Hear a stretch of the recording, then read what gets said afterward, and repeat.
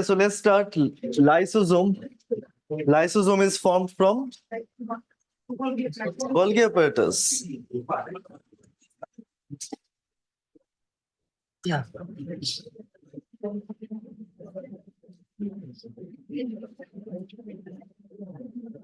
So lysosome formed from the vesicles of Golgi body. तो Golgi body के कुछ vesicles एक साथ फ्यूज होकर लाइसोसोम बनाएगा. So lysosome formed from the vesicles of Golgi apparatus.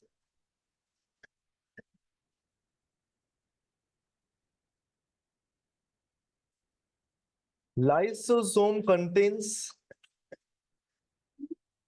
enzyme, but these are hydrolytic enzyme. So lysosome contains hydrolytic enzymes that are initially inactive.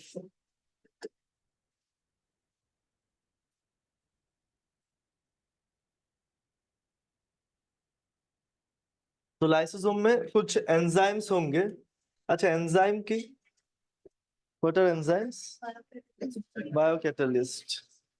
So any reaction inside a cell, तो कोई भी reaction से A से B हो रहा है, simple से simple reaction, any reaction inside a cell is catalyzed by enzyme. तो ऐसा कोई भी रिएक्शन नहीं होगा सेल के अंदर जिसके लिए अलग सा एक एंजाइम नहीं होगा. ठीक है. तो लाइसोसोम में भी एंजाइम है, but this enzymes are hydrolytic enzyme. Hydrolysis, think you know it. Suppose there is a compound A, chemical, the A covalent bond forming with B.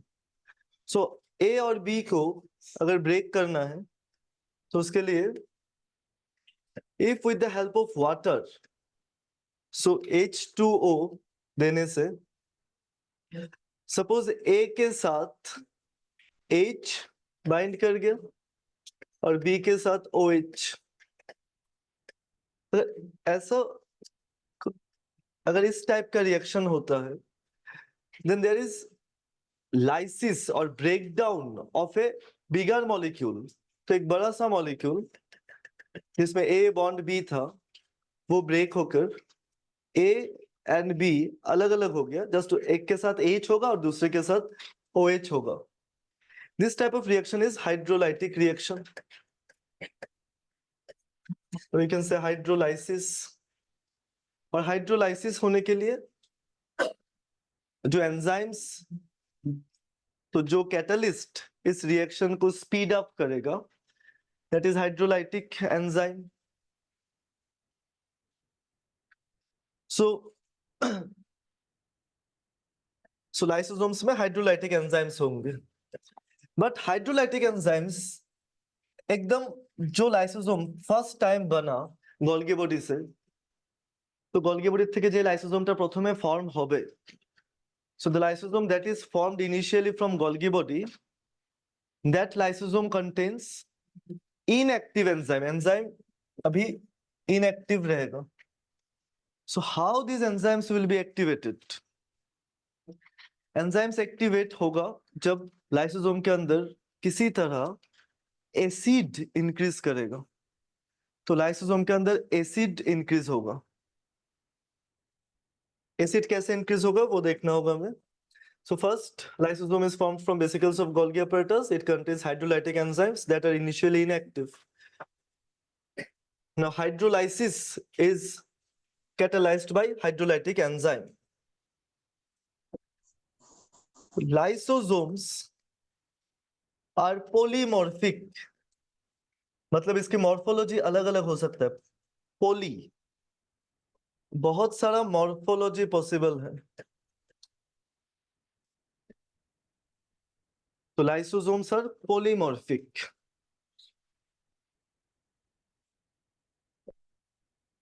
Polymorphic मतलब इसके variation in size and shape, तो उसमें बहुत सारा variation रहेगा variation in size and shape.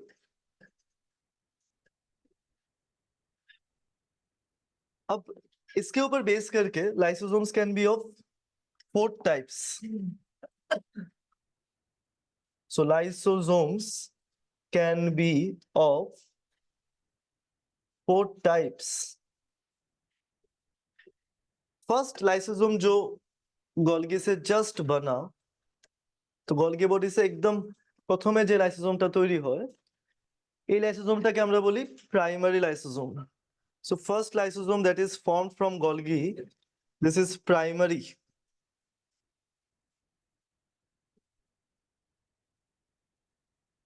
Primary को हम लोग 1 डिग्री भी कह सकते हैं, 1 degree lysosome.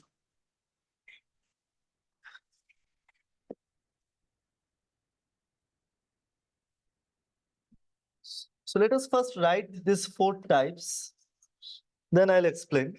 So primary lysosome, secondary, tertiary,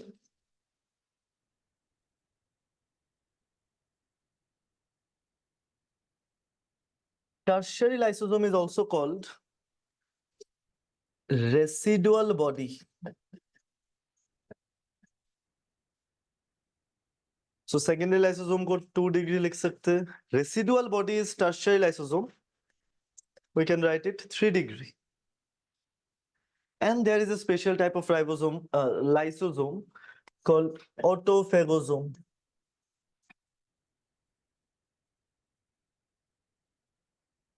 Autophagosome. তো 4 রকম টাইপের লাইসোসোম, সবগুলো এক্সপ্লেন করতে হবে. I think we have seen lysosome was discovered by Christian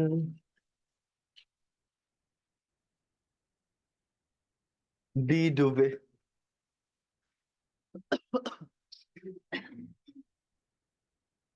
Now primary lysosome.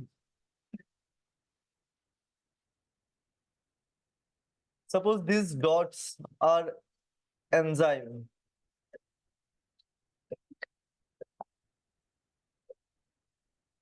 Inactive enzymes are also called. So I think class 10th पे कुछ inactive enzymes digestion में पढ़े होंगे. Inactive enzymes like something pepsinogen. तो last में अगर GEN add होता है then it is inactive. Enzyme के सामने अगर प्रो ऐड होता है then it is inactive. That means inactive enzymes are usually called as a proenzyme,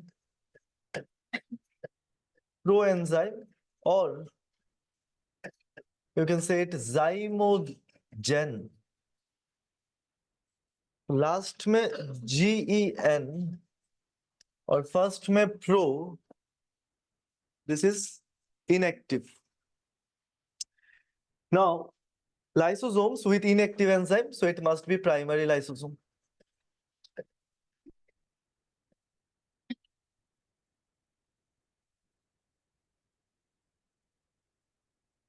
So primary lysosome. Primary lysosome, these proteins. अच्छा, first जने रखिए कि enzymes are protein in nature. Lysosome के अंदर जो भी एंजाइम्स है वो सब प्रोटीन का ही होगा. तो lysosomal enzymes are protein in nature. They are packaged, उसको एक बैग में पैकेज किया गया. They are packaged in a vesicle by Golgi apparatus. So they are packaged in a vesicle by Golgi body.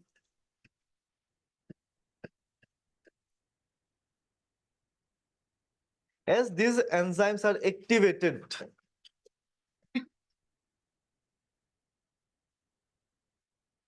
so as these enzymes are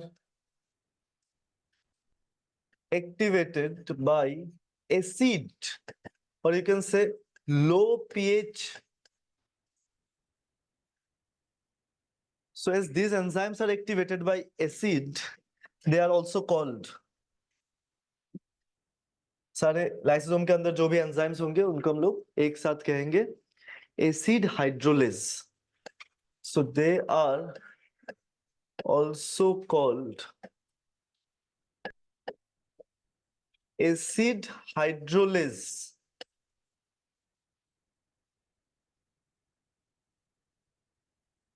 Now, if the enzyme is protein digesting enzyme, protein digesting enzyme होने से हम लोग इसको कहेंगे protease.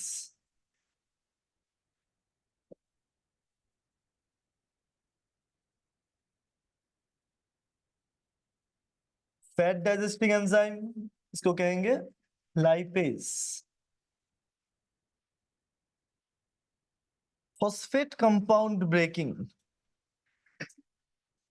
so you can say hydrolysis of phosphate compounds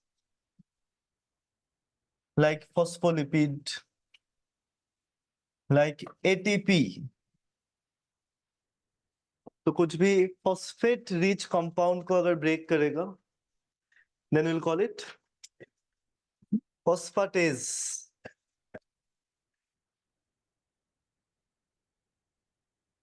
Phosphatase. और suppose एक cell ने suppose एक WBC ने एक बैक्टीरिया को खा गया, तो WBC के अंदर जो बैक्टीरिया होगा उसको डाइजेस्ट करने के लिए WBC के जो लाइसोसोम्स होंगे, it should secrete protein digesting enzyme, fine. But carbohydrate को भी बैक्टीरिया के आउटर मोस्ट लेयर में तो कार्बोहाइड्रेट है, तो उसके कार्बोहाइड्रेट को भी डाइजेस्ट करना पड़ेगा. And this carbohydrate digesting enzyme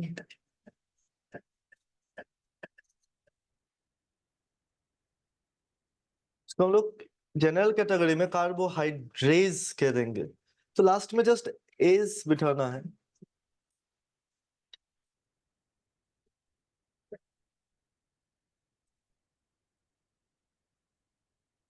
और बैक्टीरिया के DNA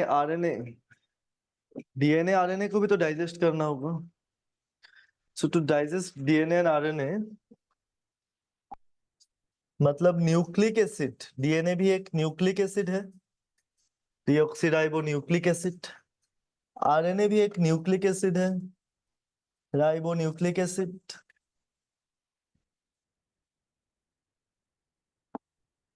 so you need to have nuclease,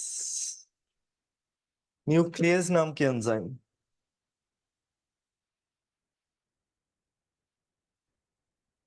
so this enzymes are acid hydrolase, तो ये एसिड के साथ ही काम करेगा.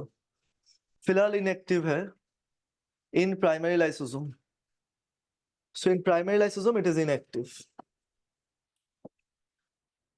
But let's take an example of amoeba. So amoeba को लेकर बहुत अच्छे से एक्सप्लेन किया जा सकता है.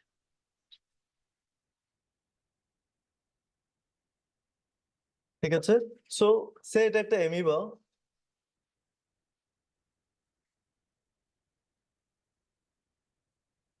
an amoeba forms pseudopodia. যদিও এটা অ্যামিবার মুখ, আমরা এটাকে বলছি পা, পোডিয়া. পা দিয়ে তো আর কেউ খাবে না.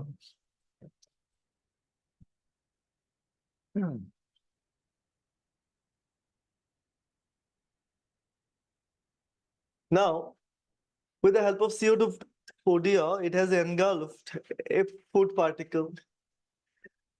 तो ठीक है, फूड को एनगल्फ किया, बट फूड को डाइजेस्ट भी तो करना होगा.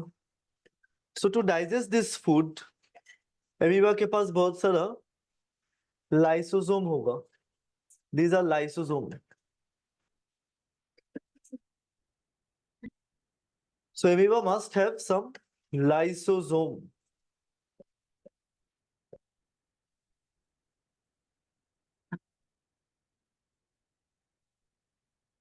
अब नेक्स्ट स्टेज में क्या होगा कि इस एमीबा के पास अभी एक छोटे से एक मेम्ब्रेनस बैग के अंदर फूड है, तो मेम्ब्रेनस बैग के अंदर फूड को ले लियो, बट इसके पास जो लाइसोसोम है, those lysosome will move towards the food. Suppose this is one lysosome, this is another lysosome. Lysosome food की तरफ मूव करेगा।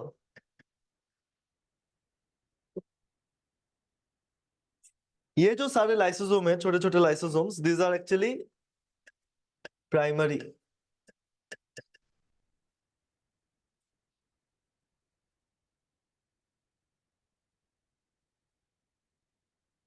Primary lysosome,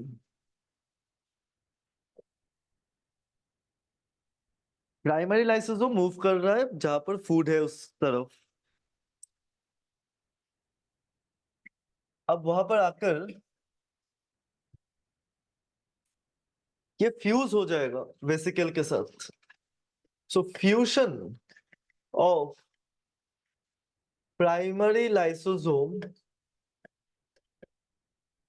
primary lysosome with, इसको हम लोग क्या कहेंगे जिसमें फूड है, this will be called food vacuole. इसको फूड वैक्यूल कह सकते हो, एंडोसोम कह सकते हो, एंडोसोम।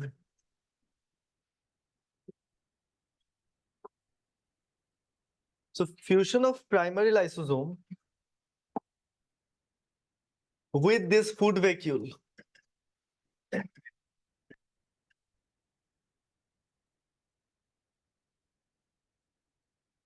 अब ये फ्यूज होने के बाद क्या होगा, suppose this one, that one,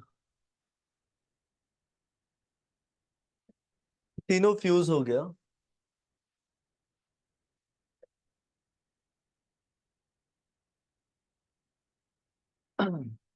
तो एक वेसिकल के साथ ये सारे लाइसोसोम फ्यूज हो गया, तो फ्यूज होने से they will be secreting their enzymes into it, और उसमें तो फूड तो है ही पहले से, तो फूड इसके अंदर है, and enzymes are now released into the common vesicle.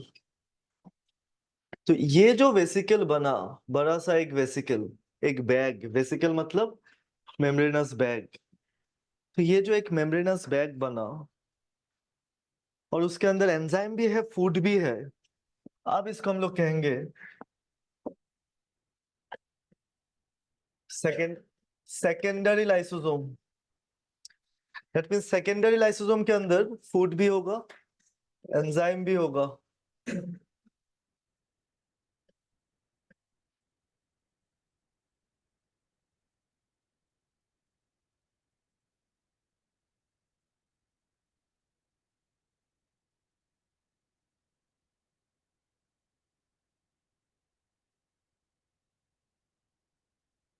तो सेकेंडरी लाइसोसोम अब पूरे वेसिकल को एक साथ में, जो अब तक फूड वैक्यूल था, आफ्टर फ्यूजन उसका नाम हो गया सेकेंडरी लाइसोसोम।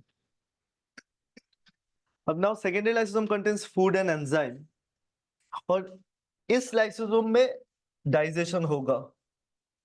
तो you can just right that intracellular मतलब सेल के अंदर, इंट्रा, इंटर होगा तो सेल के बाहर, intracellular digestion occurs inside which lysosome? Secondary lysosome। But अभी भी एक क्वेश्चन मार्क है, एंड दैट इज एसिड तो अभी भी नहीं है, और एसिड के बिना तो डाइजेशन नहीं हो सकता, because this enzymes are inactive. तो अब सेकेंडरी लाइसोसोम को अगर डाइजेशन करना है, तो ये इसको किसी भी तरह एसिडिक होना होगा, उसके अंदर एसिड लाना पड़ेगा। एसिड कैसे ला सकते हैं? यहीं पर आएगा मेम्ब्रेन का concept. So whatever we learn in or in plasma membrane, cell membrane में, how many types of integral proteins you have seen? Integral protein 4. हाँ, क्या क्या? Pump, carrier, channel, receptor. So types of integral proteins. तो जो pump protein है, pump protein क्या करेगा?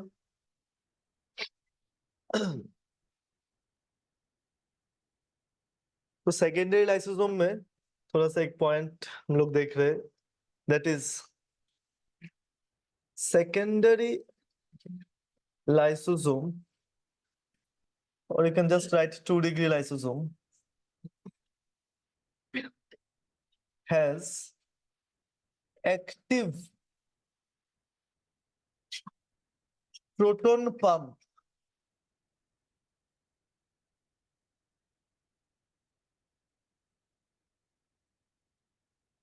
So hydrogen से अगर एक हाइड्रोजन एटम से जस्ट एक इलेक्ट्रॉन अगर हटा दे, then the remaining thing is just a proton. तो हाइड्रोजन में मतलब H प्लस, हम लोग जब H प्लस लिखते हैं, हाइड्रोजन से एक इलेक्ट्रॉन हटा देंगे, दिस इज जस्ट प्रोटॉन. और लाइसोसोम में ऐसे प्रोटॉन को मूव कराने के लिए कुछ पंप प्रोटीन है. दैट मींस मेम्ब्रेन, सोचो मेम्ब्रेन में हम लोगों ने जो भी देखा कि मेम्ब्रेन में ऐसे कुछ प्रोटीन्स होते हैं. अगर ये प्रोटीन बाहर से H प्लस को उसके लो कंसंट्रेशन, जहां पर वो ऑलरेडी लो है, उसके कंसंट्रेशन कम है, वहां से जिधर वो ऑलरेडी हाई है उस तरफ अगर लाएगा, दैट मींस लो कंसंट्रेशन से हाई कंसंट्रेशन के तरफ एक आयन को, प्रोटॉन को अगर मूव कराएगा, then this is what type of protein? Pump protein.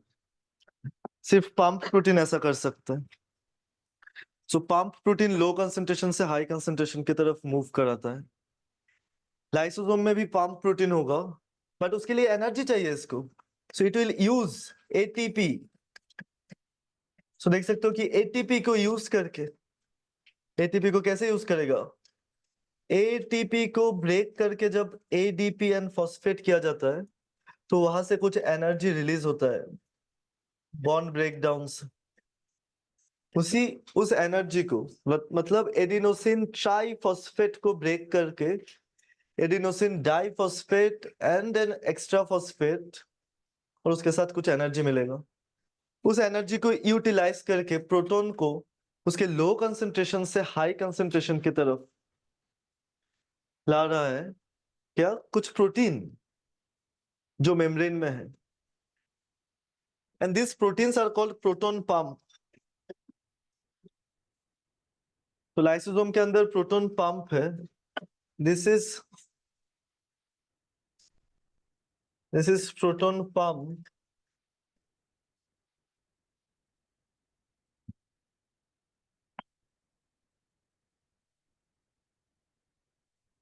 You can write proton pumps, or proton pump transports H plus from cytoplasm to cytoplasm से lumen की तरफ. लूमेन मतलब इनसाइड. तो लाइसोसोम के अंदर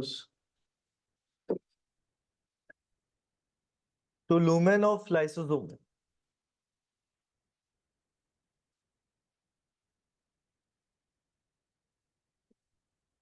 ठीक है.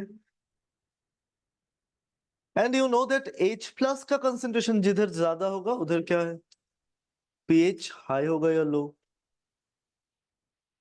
लो होगा. H plus concentration more मतलब pH low, and low pH means acidic.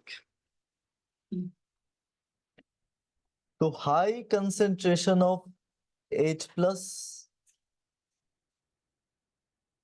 means low pH, means acidic. तो एसिडिक एनवायरनमेंट हो गया किसके अंदर? लाइसोसोम के अंदर। तो লাইসোজোমের ভিতরে এসিডিক এনवायरनमेंट হয়ে গেছে। এবার now all those enzymes which were inactive they'll turn active, और एक्टिव होने से क्या होगा? इंट्रासेलुलर डाइजेशन, सेल के अंदर डाइजेशन कंटिन्यू होगा। तो सेल के अंदर जो डाइजेशन होगा वो होगा लाइसोसोम, सेकेंडरी लाइसोसोम के अंदर। ठीक है। तो प्राइमरी में कुछ डाइजेशन नहीं होता, प्राइमरी सिर्फ जाता है फूड के पास, सेकेंडरी में डाइजेशन होगा। After digestion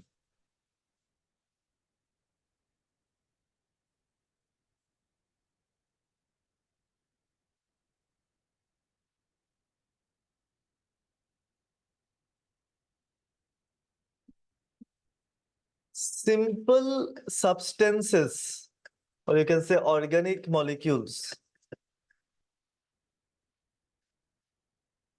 like glucose, glyceraldehyde, amino acid. So after digestion, simple organic molecules are sorry, diffuse out of lysosome into the cytoplasm. तो अब ये लाइसोसोम से निकल के जो भी पार्ट डाइजेस्ट हो गया, डाइजेस्ट होने के बाद ये सारे मॉलिक्यूल्स लाइसोसोम से निकल के जा रहा है किधर? সাইটোপ্লাজম। তাহলে সাইটোপ্লাজমে স্প্রেড হয়ে যাচ্ছে মলিকিউলস গুলো। আবার যদি আমি বলি যে এটা এই অ্যামিবাটাতে এইটা ছিল secondary lysosome, if this is secondary lysosome, और सपोज कुछ पार्ट अभी भी डाइजेस्ट हुआ नहीं, बट जो डाइजेस्ट हो चुका है all those molecules now diffuse out, cytoplasm में एकदम स्प्रेड हो जाएगा। तो जो पार्ट डाइजेस्ट हो चुका है, तो सिंपल ऑर्गेनिक मॉलिक्यूल्स और you can say digested products,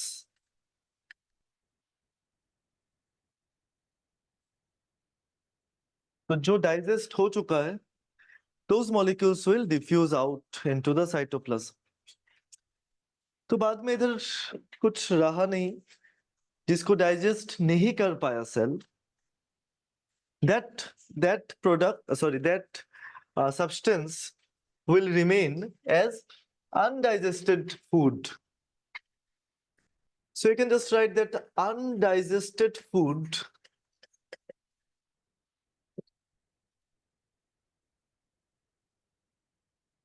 remains inside lysosome,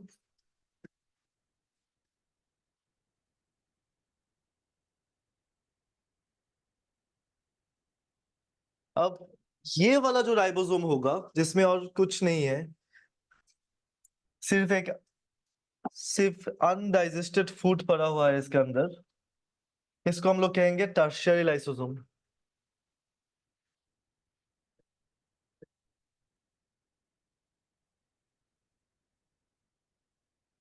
Now tertiary lysosome is also called residual body because ये just एक रेसिड्यू है डाइजेशन होने के बाद जो बचा है।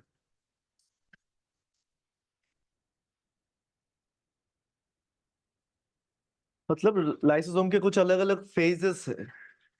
जब वो डाइजेशन नहीं कर रहा था दैट वाज प्राइमरी, जब उसमें डाइजेशन चल रहा था दैट वाज सेकेंडरी। अब जब इसमें डाइजेशन हो चुका है एंड अनडाइजेस्टेड फूड पड़ा हुआ है दैट इज टर्शियरी। अब ये सेल के लिए लायबिलिटी है क्योंकि इसमें अब कुछ नहीं होने वाला। Now cell have to get rid of this food. तो इसको, अब सेल को ये फूड हटाना है, तो इस प्रोसेस को हम लोग कहते हैं एक्सोसाइटोसिस। सेल से निकाल देना, exocytosis of residual body takes place. So undigested food is expelled from the cell.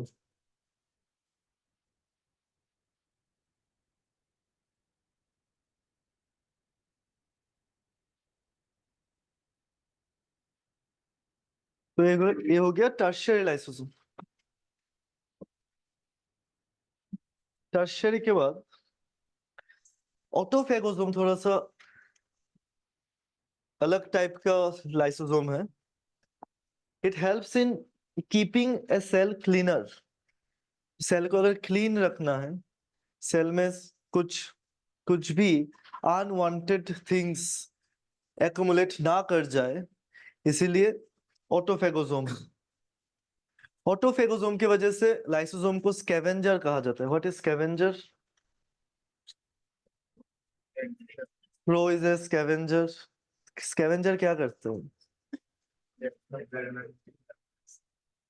क्या खाता है? हाँ, तो कुछ भी, तो हाइना, वल्चर, तो कुछ भी डेड, या फिर जैसे कि सपोज कुछ प्लास्टिक पैकेट्स वैकेट्स भी क्रो उठा ले जाता है। सो तो उसको यूज करके नेस्ट बनाता है, कुछ ना कुछ यूज कर रहा है उसको। तो जो एनवायरनमेंट में अनवांटेड है, वो सारी चीज को अगर कोई यूज कर रहा है, then that thing is a scavenger. तो सेल में भी अगर कुछ अनवांटेड है, तो उसको रिसाइकिल करने के लिए हमें चाहिए लाइसोसोम। तो लाइसोसोम के कुछ एडजेक्टिव्स अगर देखेंगे,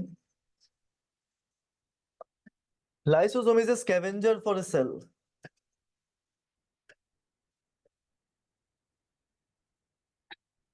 Lysosome is a recycling body for a cell। और लाइसोसोम सुइसाइडल बैग भी है।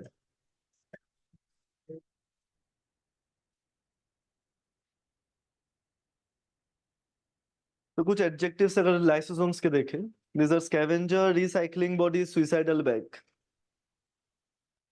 नाउ ये दो एक्शन, स्कैवेंजर एंड रिसाइकलिंग, दोनों एक्शन हम लोग 4 नंबर जो टाइप है ऑटोफेगोसोम, उससे एक्सप्लेन कर सकते हैं।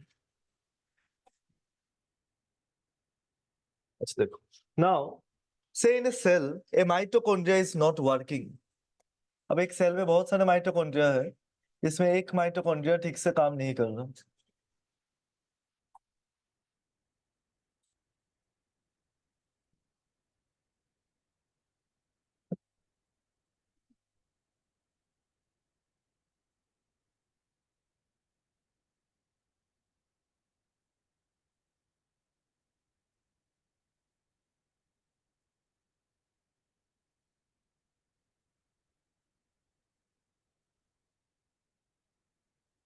नॉट वर्किंग और से somehow damaged by any chemical, damaged by any chemical, suppose cyanide खा लिया तुमने and you are not yet dead, तो मरे भी नहीं और साइनाइड भी खा लिया, ज्यादा नहीं, थोड़ा सा साइनाइड लिया। तो कुछ साइनाइड, साइनाइड क्या करता है, सेल के अंदर जाके, माइटोकॉन्ड्रिया के अंदर जाके, माइटोकॉन्ड्रिया की इनर मेम्ब्रेन को डैमेज कर देता है। एंड माइटोकॉन्ड्रिया की इनर मेम्ब्रेन में ही इलेक्ट्रॉन ट्रांसपोर्ट चेन होता है which is the last step of aerobic respiration. तो एरोबिक रेस्पिरेशन के लिए लास्ट स्टेप है इलेक्ट्रॉन ट्रांसपोर्ट चेन। वो होता है माइटोकॉन्ड्रिया के अंदर, जो हम लोग माइटोकॉन्ड्रिया में देखेंगे बाद में। So mitochondria, if a mitochondria is not working or damaged due to a chemical, अब कुछ दिन सेल देखेगा कि अच्छा ये काम नहीं कर रहा, ठीक है। अब उसके बाद cell will send some lysosome. So lysosomes are kind of bodyguard, जाएगा ऐसे। तो सपोज इसके सामने एक लाइसोसोम आया कि अच्छा यू आर नॉट वर्किंग, और एक आया नॉट वर्किंग, और एक आया, तो बहुत सारा लाइसोसोम इसको घेर के रखा। अब after some time he'll find all the lysosome will fuse। सारे लाइसोसोम फ्यूज अगर करेगा then this mitochondria is now inside lysosome। अब पूरा माइटोकॉन्ड्रिया को ही लाइसोसोम खा गया, it will digest it. Mitochondria को डाइजेस्ट कर लिया।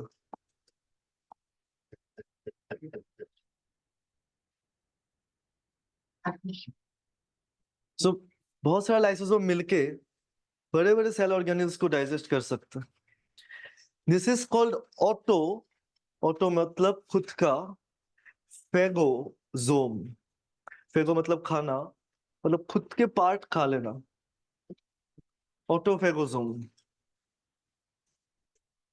So this bigger lysosome is called autophagosome।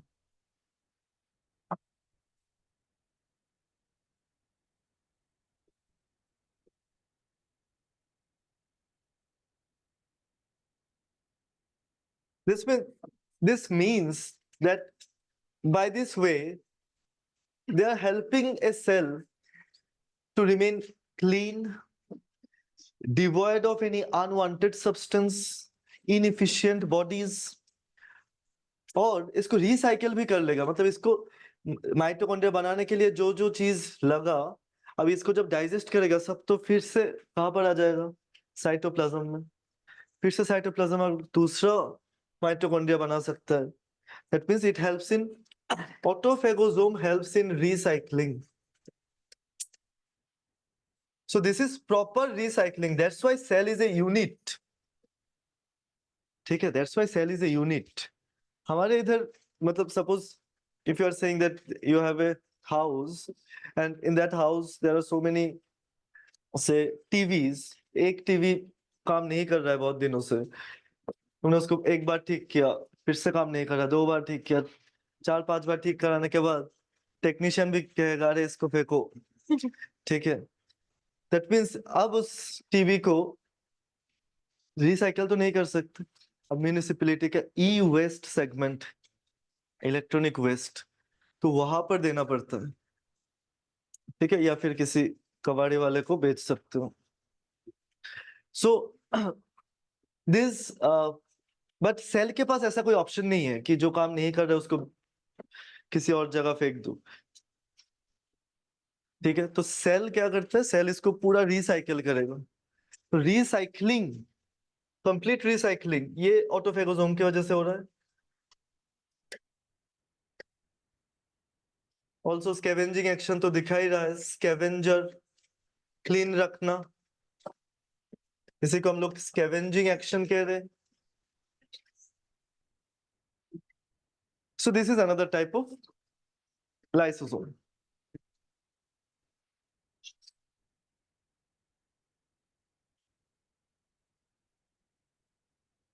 अब सपोज सेल में यहाँ पर तो सिर्फ एक माइटोकॉन्ड्रिया काम नहीं कर रहा था, अब सपोज दो माइटोकॉन्ड्रिया नहीं काम कर रहा, तो और भी लाइसोसोम भेजा, फिर तीन नंबर भी काम नहीं कर रहा और लाइसोसोम भेज रहा है। अब अगर बहुत सारा पार्ट ठीक से नहीं काम कर रहा तो सेल पागल हो जाएगा, cell will take its own life, suicide कर लेगा सेल। सो तो हमारे पास पॉइंट क्या आ रहा है, say if there are lot of damage in a cell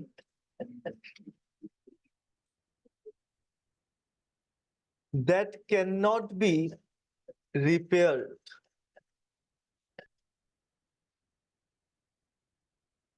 तो एक सेल में बहुत सारा सपोज सेल मेम्ब्रेन भी थोड़ा सा डैमेज्ड है, माइटोकॉन्ड्रिया भी डैमेज्ड है. So if there are lot of damage in a cell that can not be repaired, तब क्या होगा, सेल में जो लाइसोसोम्स है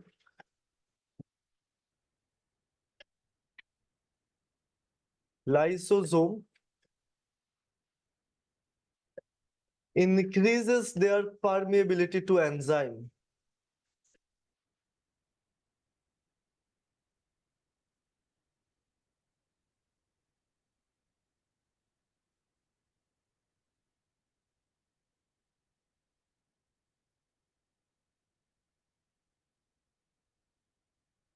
तो लाइसोसोम के अंदर जो एंजाइम है वो नॉर्मली बाहर नहीं निकल सकता, बट उसका अगर परमेबिलिटी इंक्रीज कर जाए, मतलब उसको ज्यादा परमिट कर रहा है निकलने के लिए, तो उसका परमेबिलिटी अगर इंक्रीज कर जाए, दैट मीन्स एंजाइम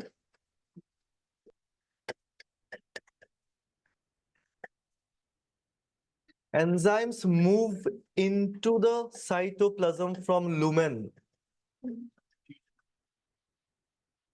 तो साइटोप्लाज्म से, सॉरी, साइटोप्लाज्म में आ रहा है from lumen.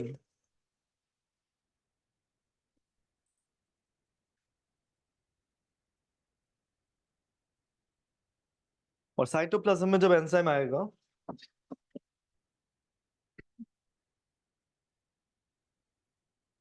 due to acidic environment in cytoplasm,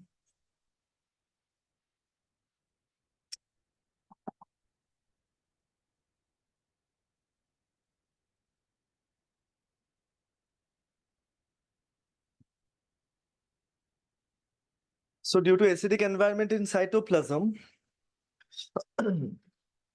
enzymes turn active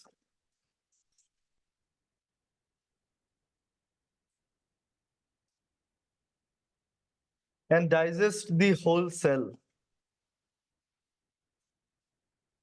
तो पूरा सेल डाइजेस्ट कर रहा है.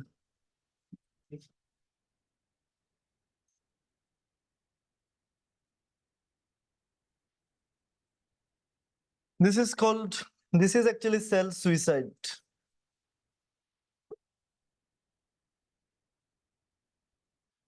And this is also known as autolysis. Cell suicide and autolysis एक ही चीज.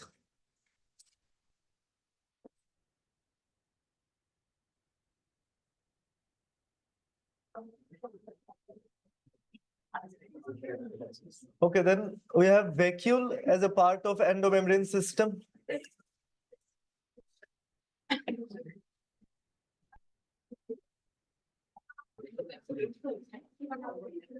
So vacuole is usually absent in animal cell.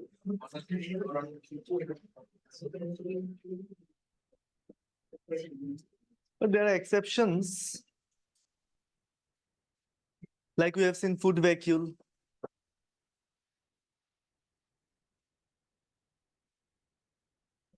So usually there are three types of vacuole.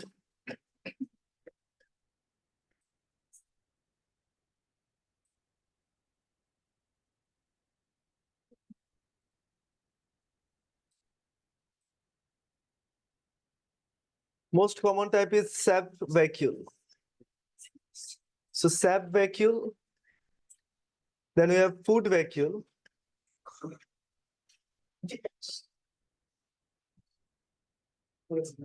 Then we have contractile vacuole.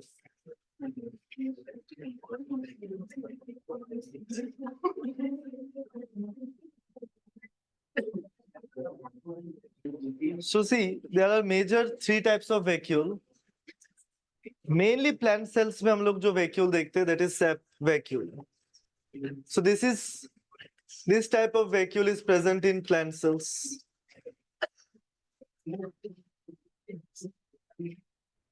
Whereas contractile vacuole and food vacuole are usually found in animal cells.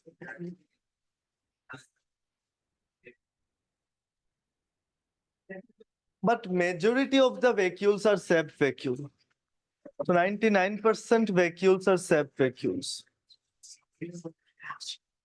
और जो gas vacuole है जो हम लोगों ने prokaryotic cell में देखा, gas vacuole is not a proper vacuole, मतलब वो एंडोमेम्ब्रेन सिस्टम का पार्ट नहीं है. तो अगर एंडोमेम्ब्रेन सिस्टम का पार्ट नहीं है तो then we are not looking at that vacuole.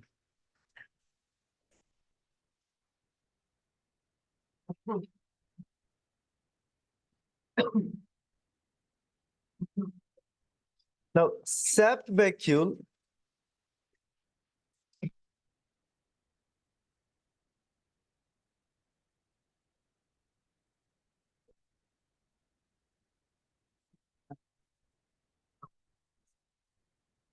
contains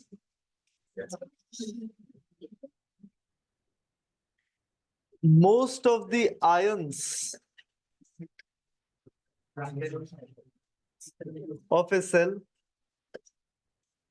तो सेल का मेजॉरिटी आयंस सेप वैक्यूल के अंदर रहेगा, बट इसके साथ साथ sap vacuole also contains secondary metabolite.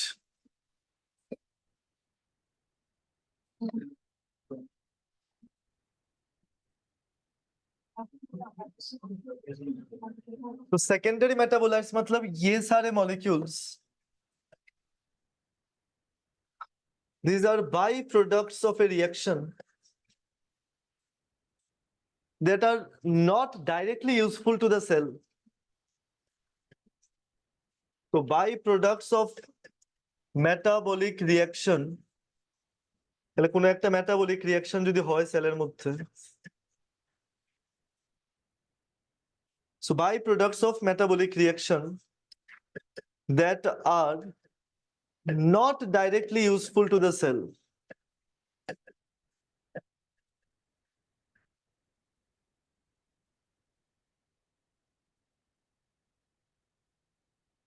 ठीक है, like any crystal, rubber, gum. तो एक प्लांट सेल के लिए जैसे कि रबर हो गया, कुछ भी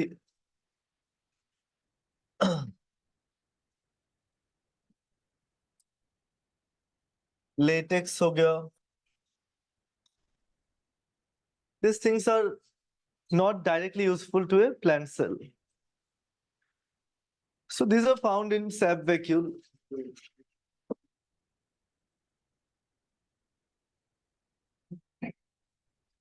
And sap vacuole determines the turgidity of a plant cell.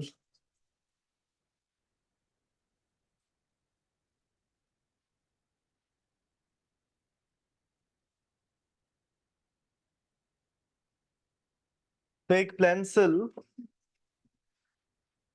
Cell के अंदर कितना volume of water, so how much volume of water will remain inside a plant cell is actually determined by its sap vacuole.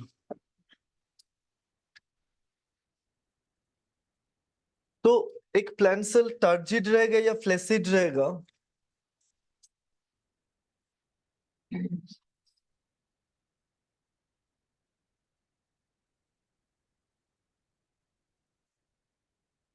suppose this is a plant cell.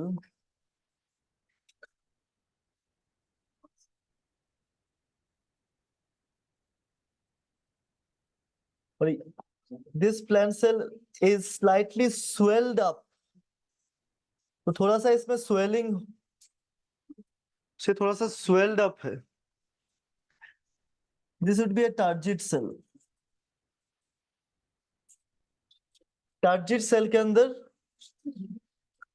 बहुत बड़ा सा vacuole,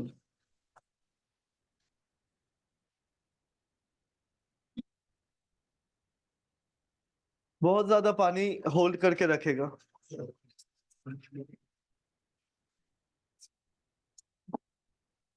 But you also know something called plasmolysis. Plasmolysis पता है class 10 से? Sorry 10 नहीं, ये तो 9 में होगा.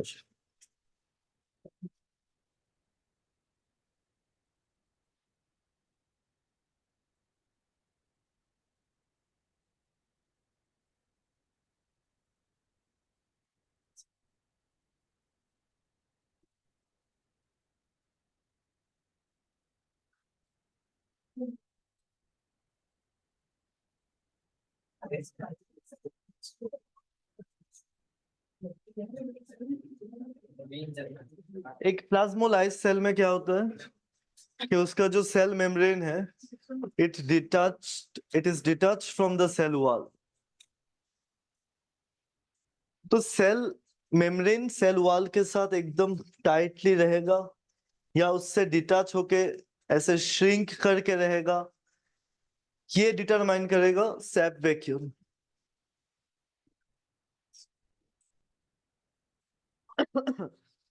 So we can call it osmoregulation.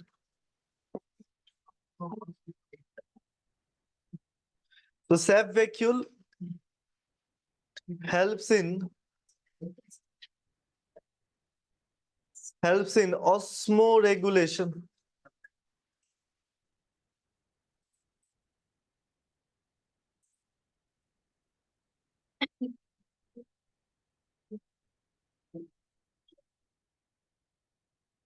तो प्लाज्मोलाइसिस में क्या होता है? Cell membrane is detached from cell wall.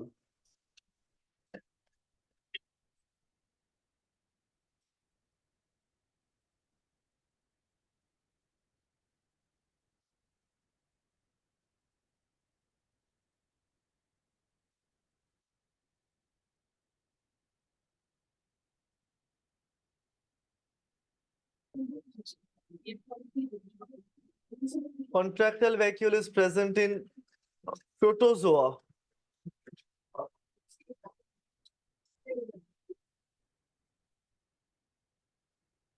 Protozoa like amoeba, paramecium.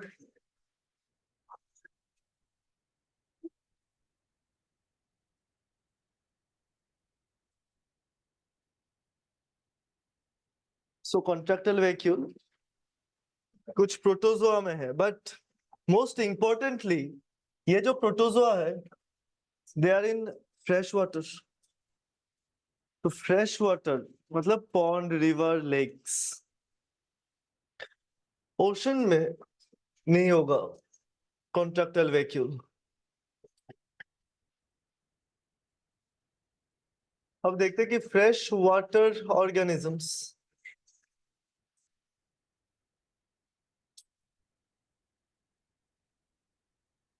Normally osmosis क्या होता है?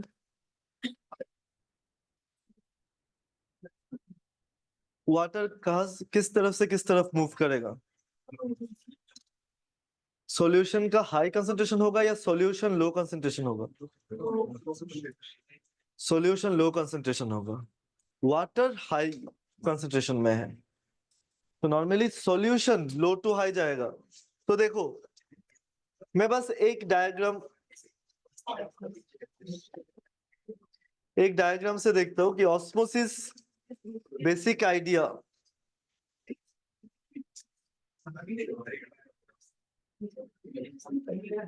say this is a semi permeable membrane.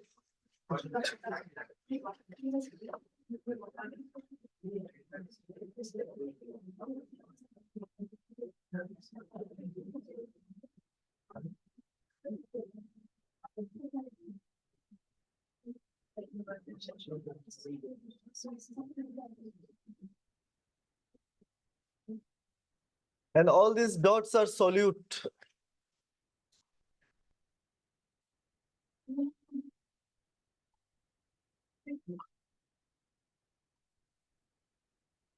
And these are actually solution.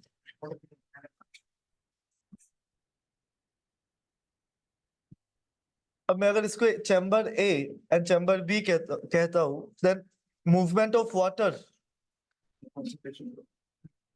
कौन से चैम्बर से कौन से चैम्बर की तरफ जाएगा? श्योर, ए टू बी ना B to A?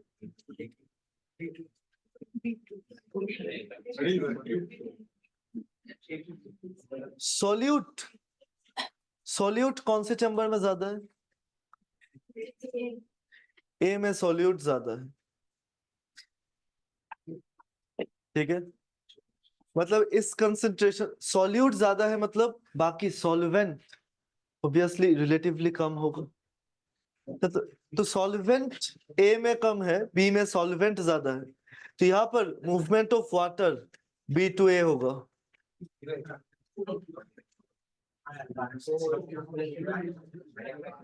These dots are not water, these are কি solute। তো এটা হচ্ছে বেসিক অসমোসিসের আইডিয়া, এতটুকু আইডিয়া মাস্ট, নাহলে সেল করে লাভ হবে না। অসমোসিস,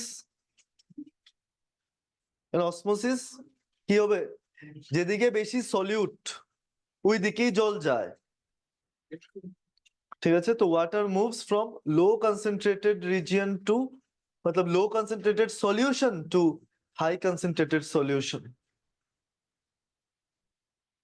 बट अगर वाटर के कंसंट्रेशन को देखोगे, वाटर কোন দিকে বেশি, যেখানে সলিউটের কনসেন্ট্রেशन কম, तो जिधर सॉल्यूट का कंसंट्रेशन कम है उधर वाटर ज्यादा है। तो एक्चुअली में बी में पानी ज्यादा है, that's why water is moving from its high concentration to low concentration. So water उसके हाई से लो की तरफ जा रहा है, बट सॉल्यूशन, मतलब मैं अगर कहूँ कि dilute solution and concentrated solution, किसमें वाटर ज्यादा होगा, डाइल्यूट सॉल्यूशन में वाटर ज्यादा है या कंसंट्रेटेड सॉल्यूशन में वाटर ज्यादा है? Obviously dilute solution. इधर इधर डाइल्यूट सॉल्यूशन कौन सा है, बी। कंसंट्रेटेड सॉल्यूशन कौन सा है, ए। तो डाइल्यूट में तो पानी वैसे ही ज्यादा है, कंसंट्रेटेड में तो पानी वैसे ही कम है।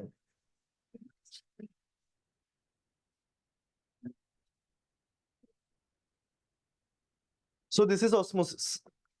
अब इस एप्लीकेशन को हम लोग कंट्रैक्टाइल वैक्यूल में देखेंगे।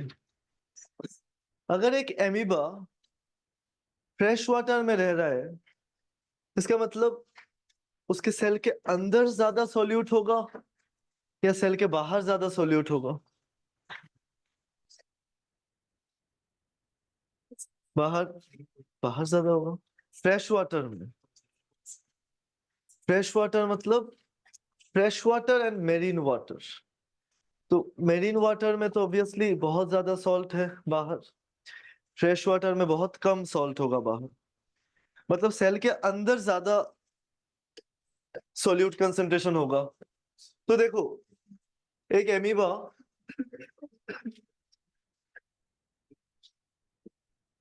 इसमें एक वैक्यूल है छोटा सा, और इस वैक्यूल से एक कैनल निकला हुआ है।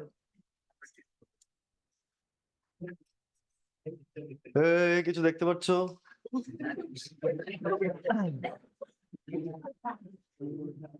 ঘুরে বসো, ঘুরে বসো, যারা যারা কোন সাইডে তাকিয়ে রয়েছে।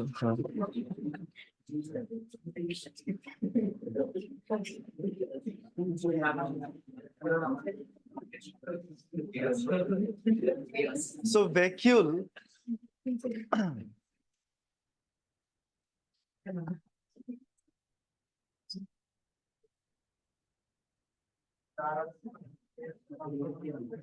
से this is A contractile vacuole, मतलब ये थोड़ा सा बड़ा हो सकता है फिर कॉन्ट्रैक्ट कर सकता, ऐसे type of vacuole, will see this. इस वैक्यूल से एक छोटा सा कैनल, इसको हम लोग कहेंगे कैनल खुलाई, छोटा सा कैनल मेम्ब्रेन तक अटैच्ड है।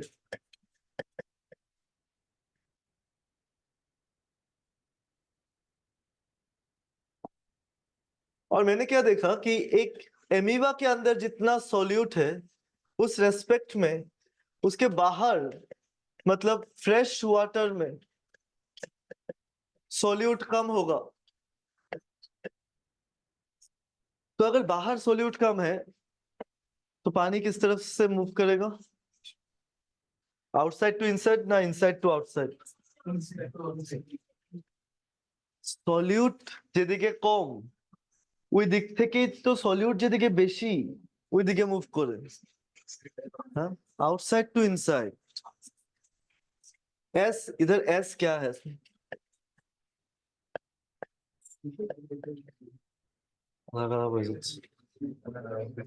एस सॉल्यूट है, इधर सॉल्यूट कम था ना बी में, सॉल्यूट ए वाज ऑन 1 2 3 4, ए में सॉल्यूट था 1 2 3 4 5 6 7 8 9। जिधर सॉल्यूट कम था उधर से, बी से, जिधर सॉल्यूट ज्यादा था उधर वाटर मूव कर रहा था।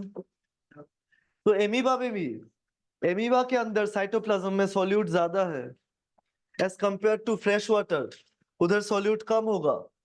तो जेखने कम, जिधर कम है उधर से ही तो पानी मूव करेगा सेल के अंदर। So water will move from outside to inside. ये जो वाटर मूव कर रहा है will call it what, endosmosis, because cell के अंदर पानी आ रहा है, दिस इज एंडोस्मोसिस। तो सेल के अंदर अगर सॉल्यूट ज्यादा है so ultimately water will move inside, this is endosmosis. চিন্তা করো একটা এমিবার মধ্যে যদি জল ঢুকতেই থাকে সোয়েলিং হয়ে হয়ে ফেটে যাবে, কারণ এটা তো ওয়াল টু ওয়াল নেই, সেল ওয়াল নেই, সাপোर्ट করার কেউ নেই। So amoeba is in fresh water और उसमें कंस्टेंटली पानी एंटर कर रहा है, और कंस्टेंटली अगर पानी एंटर कर रहा है तो अल्टीमेटली तो it will swell up and burst. तो इस कंडीशन में इसको सरवाइव करने के लिए इसका जो वैक्यूल है, वैक्यूल क्या करेगा, फर्स्ट वैक्यूल के अंदर पानी आएगा। वैक्यूल के अंदर क्यों पानी आएगा, क्योंकि वैक्यूल के अंदर साइटोप्लाज्म के रेस्पेक्ट में वैक्यूल में ज्यादा सोल्यूट है। तो अगेन जहां पर ज्यादा सोल्यूट पानी उस तरफ आ रहा है। তাহলে ফার্স্টে কি হচ্ছে, বাইরে সলিউট কম ভিতরে সলিউট বেশি, জল ভিতরে এসেছে। ভিতরে এসে কি দেখেছে, सेलेर ভিতরে इनसाइड सेल साइटोप्लाज्म में सोल्यूट कम वैक्यूल में सोल्यूट ज्यादा, तो अब साइटोप्लाज्म से पानी वैक्यूल में आ रहा है। So ultimately vacuole is enlarging, और वैक्यूल एनलार्ज करके ये वैक्यूल जो है, तो वैक्यूल फर्स्ट थोड़ा सा इंक्रीज करेगा,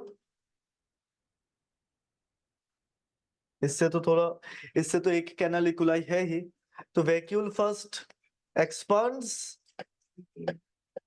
एक्सपांशन ऑफ वैक्यूल,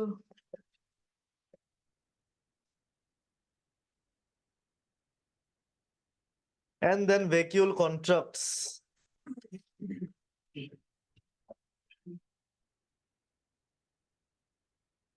ये वैक्यूल अगर कॉन्ट्रैक्ट करेगा तब क्या होगा,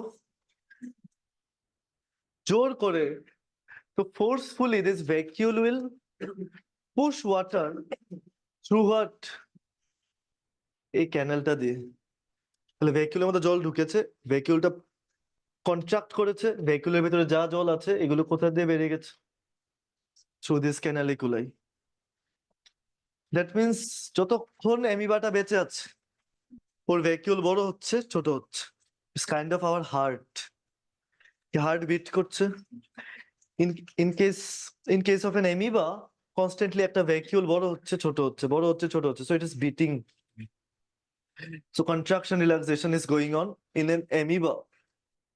So food vacuole is formed due to endocytosis of complex food. तो सेल के अंदर एक ऐसा कॉम्प्लेक्स फूड आ गया जिसको वो फिलहाल डाइजेस्ट नहीं करेगा, so it keeps that food in the form of A vacuole. तो जिस फूड को डाइजेस्ट नहीं कर रहा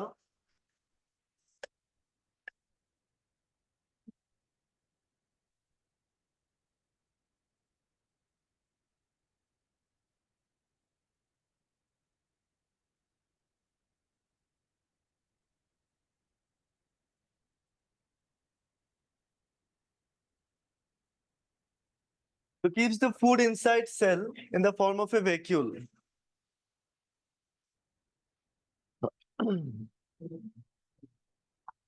So usually found in animal cell but plant cell में भी मिल सकता है।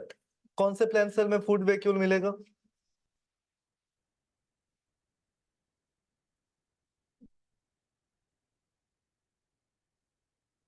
जनरल कौन से प्लांट्स में,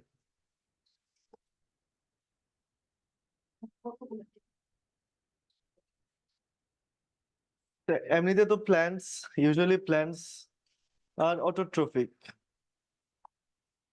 ঠিক আছে, so they are preparing their own food in the form of glucose or sucrose, but complex food बाहर से लेकर सेल के अंदर रखेगा, ऐसा कौन, ऐसा किस टाइप ऑफ प्लांट में पॉसिबल है?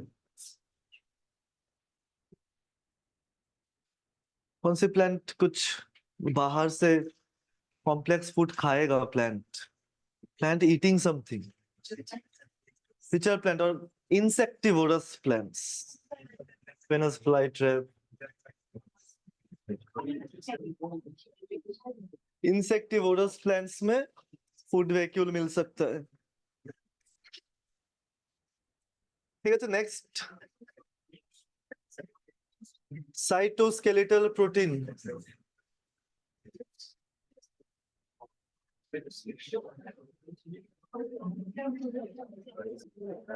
अच्छा, साइटोस्केलेटल प्रोटीन देखार आगे फर्स्ट वैक्यूल का एक बहुत ही इंपॉर्टेंट पॉइंट, वैक्यूल में लास्ट इंपॉर्टेंट पॉइंट लिखो कि मेम्ब्रेन ऑफ सेप वैक्यूल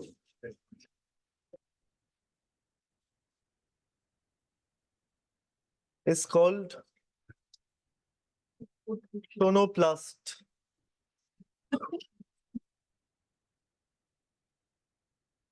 तो नॉर्मली ये जो सेप वैक्यूल है उसके मेम्ब्रेन को टोनोप्लास्ट कहा जाता है।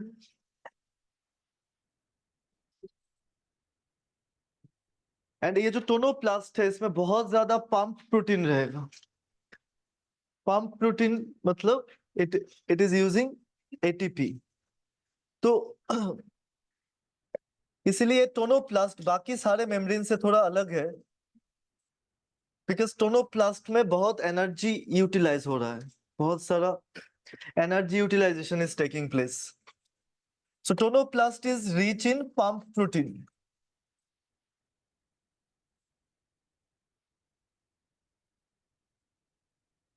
That actively transport ions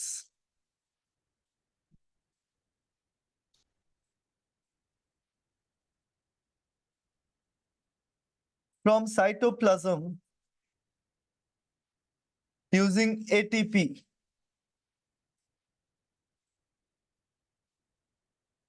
तो एटीपी को यूज कर ये टोनोप्लास्ट साइटोप्लाज्म से आयंस को अपने अंदर लाके, मतलब वैक्यूल में लाके स्टोर कर रहा है। तो इसीलिए most of the ions are inside vacuole, because vacuole में जो टोनोप्लास्ट है वो फोर्सफुली, मतलब यूजिंग एटीपी बाहर कुछ भी आयंस को रहने नहीं दिया, सारे आयंस को अपने अंदर लाके रख दिया। That's why tonoplast is slightly different from other membranes. So this is very important point in vacuole. अब देखो साइटोस्केलेटल प्रोटीन्स क्या है।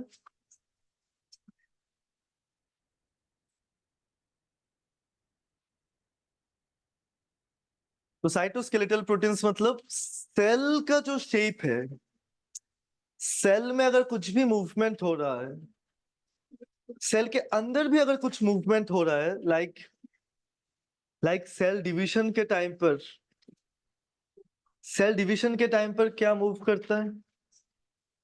क्रोमोसोम्स, दोनों साइड पर क्रोमोसोम्स मूव करेगा।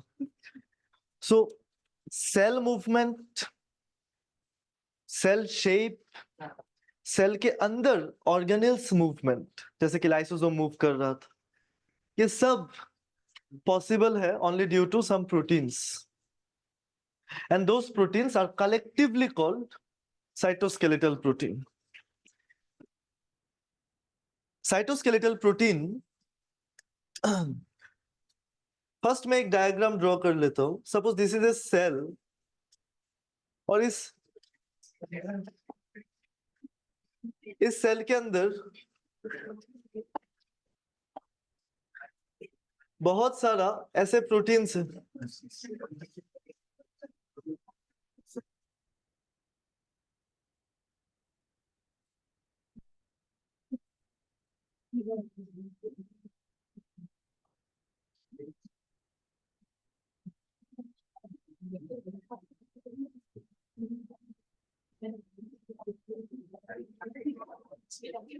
That means কি?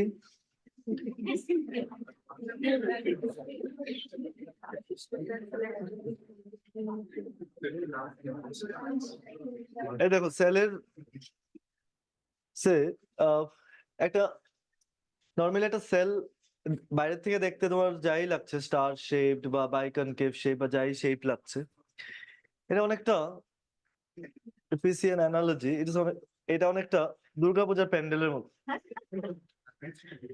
প্যান্ডেলস গুলোর মধ্যে বাইরে দিয়ে অনেক ডিজাইন আছে, কিন্তু যখন প্যান্ডেলটা বানাচ্ছে ভিতরে বাঁশ ভর্তি থাকছে, প্রচুর, কিছু বোঝা যাচ্ছে না কি হবে কি না। এবার তুমি তুমি হয়তো জানো যে ওকে এই প্যান্ডেলটা ব্রুজ খলিফা হচ্ছে, এটা লোটাস হচ্ছে, এটা তো তুমি জানো। But usually ভিতরে so to provide cell a particular shape, there are a lot of supportive structures inside. All these structures are proteinaceous. But ये जो proteins है, ये सारे proteins तीन type का हो सकता है. So there are 3 different types of proteins that provides a skeleton to the cell. So cytoskeletal proteins, it provides shape to the cell. It is responsible for cell movement.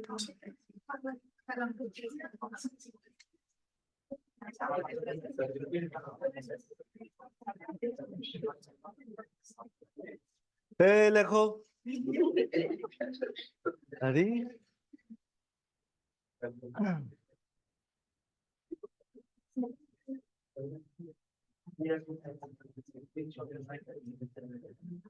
these proteins are responsible for movement of organelles, chromosomes,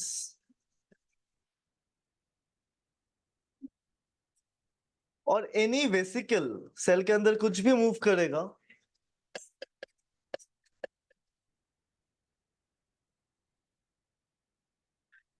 so cytoskeletal proteins provide shape to the cell, responsible for movement of the cell, responsible for movement inside the cell. তাহলে amoeba যে move করছিল ফুডটাকে খাওয়ার জন্য, so the movement of amoeba by forming pseudopodia is also a result of cytoskeletal protein interaction. So different cytoskeletal protein ऐसे interact करेगा कि उसका pseudopodia form होगा. Now cytoskeletal proteins can be of 3 types: microfilament,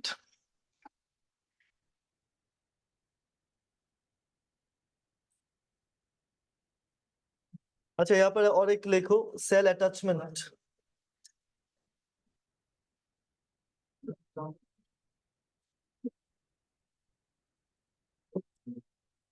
तो cell अगर attach भी करेगा, bacteria attach कर सकता था यूजिंग फिमरी पिली ऑल दिस थिंग्स, बट एक यूकैरियोटिक सेल अगर किसी के साथ अटैच कर रहा है तो उसके लिए रेस्पॉन्सिबल कुछ साइटोस्केलेटल प्रोटीन होगा या फिर ग्लाइकोकैलिक्स होगा। ग्लाइकोकैलिक्स मतलब सेल मेम्ब्रेन के बाहर एक कार्बोहाइड्रेट का स्ट्रक्चर, सो वो अभी भी हम लोगों ने नहीं देखा, सेल वॉल যখন দেখবো তখন দেখে নেব। So cytoskeletal protein also helps in cell attachment. Now there are 3 types of cytoskeletal protein.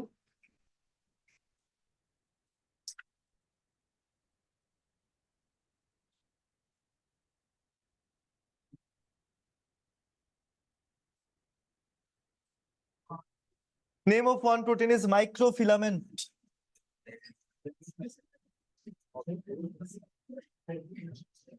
Another protein is intermediate filament. Microfilament, intermediate filament or microtubule.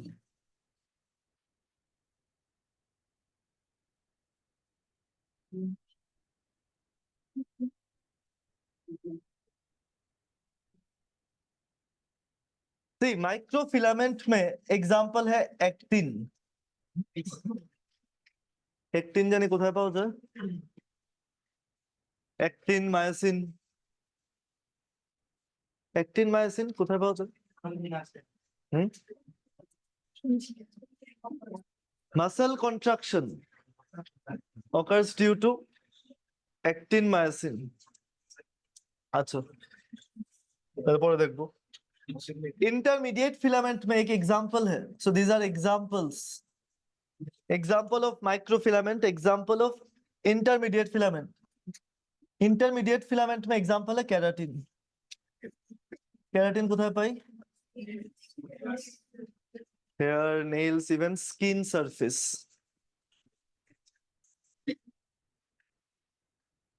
Here also microtubule,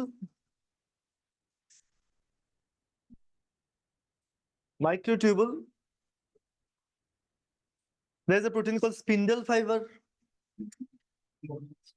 কিসে হেল্প করে? Spindle fibre cell division চ্যাপ্টারের মধ্যে আছে।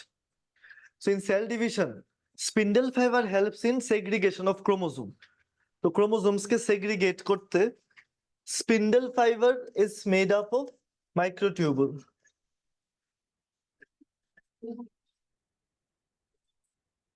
নাও microtubule is the largest, मतलब মানে ওই দুর্গাপূজা প্যান্ডেলটার মধ্যে সবচেয়ে মোটা বাঁশটা হচ্ছে মাইক্রোটিউবুল।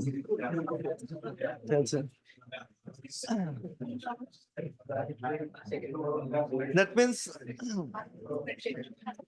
largest cytoskeletal protein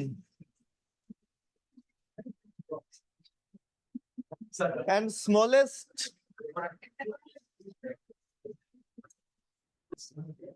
देखो actin like muscle contraction, so it helps in cell movement। so amoeba जो move कर रहा था, this is due to microfilament। तो इधर देखो it helps in cell movement।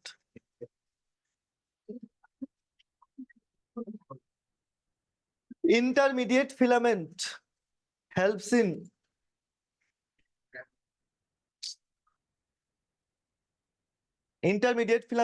in cell, providing cell shape and attachment। तो cell shape cell attachment के लिए इंटरमीडिएट फिलामेंट। और सेल के अंदर अगर कुछ मूव करेगा, जैसे movement of things like organelles, chromosomes, vesicle inside cell, तो सेल के अंदर, so will call it intracellular movement के लिए रेस्पॉन्सिबल होगा माइक्रोट्यूबुल। तो सेल के अंदर कुछ मूव करेगा थ्रू माइक्रोट्यूबुल, सेल मूव करेगा थ्रू माइक्रोफिलामेंट, और सेल अटैच करेगा थ्रू इंटरमीडिएट फिलामेंट। ठीक है।